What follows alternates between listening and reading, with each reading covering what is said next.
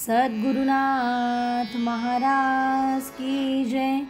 महायोगी स्वामी उमानंद सरस्वती की जय। श्री गुरुगीता हा गुरुभक्ती योगाचा मंत्रराज आहे। कलियुगात संसार सागर तरून जाण्यासाठी हा महामंत्र गुरुदेवांनी स्वाध्याय म्हणून दिला आहे।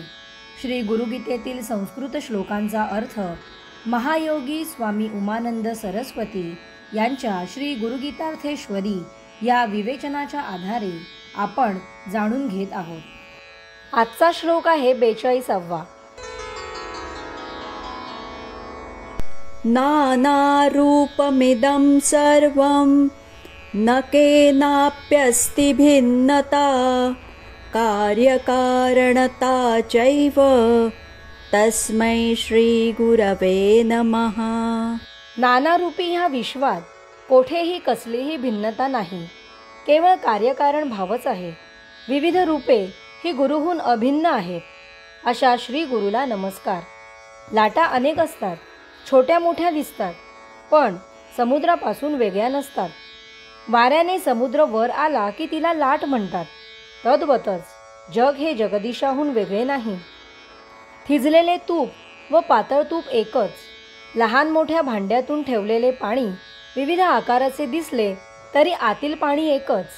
नाना रूपांनी परमेश्वरच नटतो, एकपात्री नाटक करतो। गुरु हा अव्यक्त परमेश्वराचे व्यक्त रूप होय। म्हणून एका गुरुचीच ही सारी रूपे। अनेकतेतील एकता बघण्यास हा श्लोक शिकवितो। स्वरूप एकच, रूपे अनेक। साखरेचीच सारी चित्रे, गुळाचाच गणपती, गुळाचाच नैवेद्य। सुताच्या विणलेल्या रुमालात विविध देखावे असले तरी खोडकर बाळ्या सुताचा गुंडा ओढत घरभर हिंडतो व आईला त्यातल्या एका सुताची सत्यता पटवितो। तद्वत गुरु हे एकच सत्य विविध रूपाने दिसते। अशा श्री गुरुला नमस्कार असो।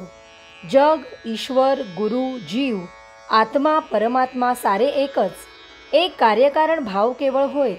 द्वैत भावाचा अभाव म्हणजेच हाच एक अद्वैत भाव। सद्गुरुनाथ महाराज की जय।